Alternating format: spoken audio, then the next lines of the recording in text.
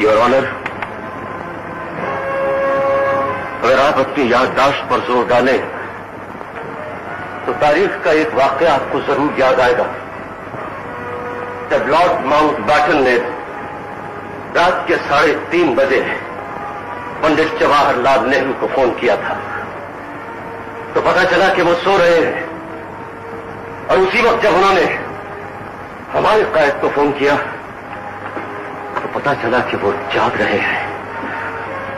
तो माउंटबेटन ने पूछा, क्या वजह कायद, इतनी रात गहरे तक तुम जाग रहे हो जबकि नेहरू सो रहा है? तो मेरे कायद का जवाब था कि उसकी कौम जाग रही है इसलिए वो सो सकता है, मेरी कौम सो रही है इसलिए मुझे जागना होगा। लेकिन आज मेरा कायद भी अपनी कब्र में सो रहा है और मेरी कौम भी सो चुकी है।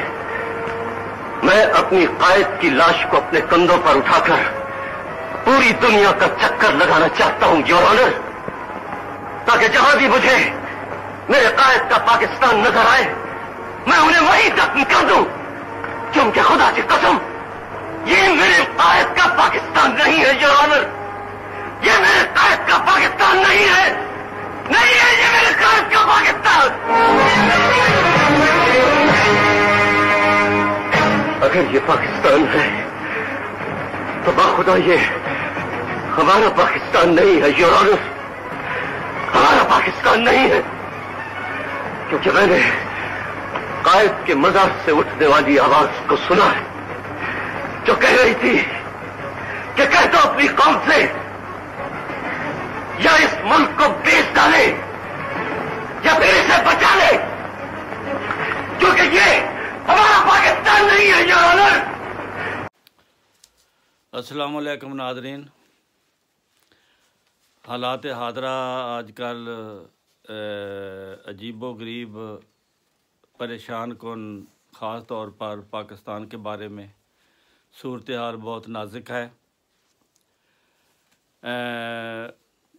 इस वक्त पूरी दुनिया में पाकिस्तान नज़रों में, बातों में, टीवी में पाकिस्तान के बारे में बातें हो रही हैं, पाकिस्तान की मईशत के बारे में बातें हो रही हैं, ये उसके निज़ाम हुकूमत के बारे में बातें हो रही हैं।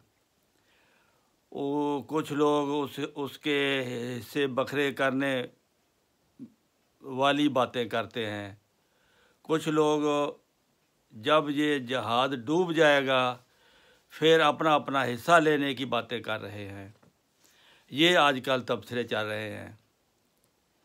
ये पाकिस्तान, इसकी मिसाल ऐसी है जैसे एक टाइटानिक जहाज़ शिप बनाया था और उसके बारे में दावा था कि ये गर्क नहीं हो सकता, लेकिन वो पहली ही जो उसकी फाट सी उसमें वो गर्क हो गया था।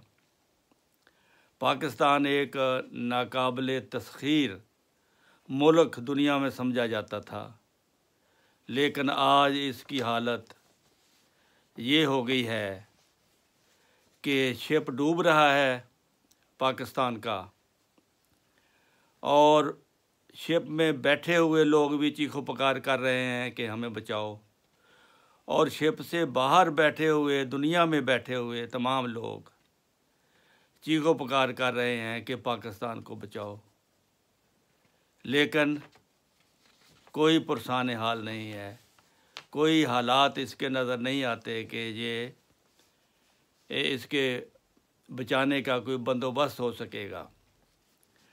कर्ज़ा इतना हो गया है कि एक साल में, एक साल का ख़र्चा कोई भी हुकूमत, अमेरिका हो या यूरोप हो या सऊदी अरब हो या अरब कंट्रीज़ हों, नहीं दे सकते। इसलिए लोग तजज़िया ये करते हैं कि ये आखिर पाकिस्तान सफ़ा हस्ती से मिट जाएगा, ये तकसीम हो जाएगा, कुछ हिस्से अलहदा हो जाएंगे, कुछ हिस्से दूसरे मुल्क इस पर कब्ज़ा कर लेंगे, कहीं अमेरिका आके बैठ जाएगा। ये सूरत हाल जो नाजुक है ऐसी कि ये मुल्क अपने अंजाम को पहुंचने वाला है और बहुत ही ख़तरनाक और मायूस कन हालात है। इस किस्म के हालात बज़ाहिर नज़र नहीं आते थे कि ये हो जाए, लेकिन ये हो रहा है। पाकिस्तान की दुनिया में मानी जाने वाली फ़ौज थी पाकिस्तान के पास, एटमी प्रोग्राम था इनके पास, एटमी असलहा है इनके पास, लेकिन इसके बावजूद जिसको खुदा ना चाहे वो कैसे बच सकता है। नबियों की तारीख़ अगर हम देखें, हज़रत नूह के ज़माने से लेकर जितने भी नबी आए हैं, जितनी कौमें गर्क हुई हैं, नबी के इनकार की सूरत में ये उन पर लानत बरसी है।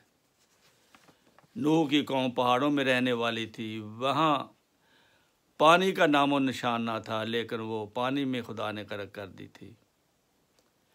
इसी तरह फ़िरौन, मूसा के ज़माने में फ़िरौन और अपनी फ़ौजों समेत गर्क हो गया था, फ़िरौन का नामो निशान मिट गया। फिर हज़रत रसूल करीम सल्लल्लाहु अलैहि वसल्लम आए, कैसरो किसरा जो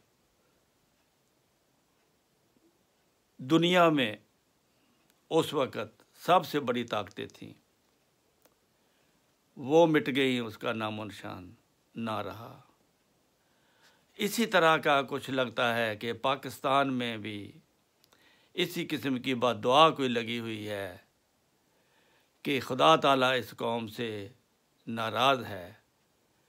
किसी तरह भी ये कोई इम्कान नज़र नहीं आता कि कोई इसके हालात ठीक हों। वज़ीर आज़म जो पाकिस्तान के जहाज़ का कप्तान है, शहबाज शरीफ, वो डॉलरों की खातर पता नहीं कहाँ कहाँ अंगूठे लगा आया है, क्या कुछ डॉलरों के बदले वो पाकिस्तान का दे कर आया है, क्या क्या मुआहदा।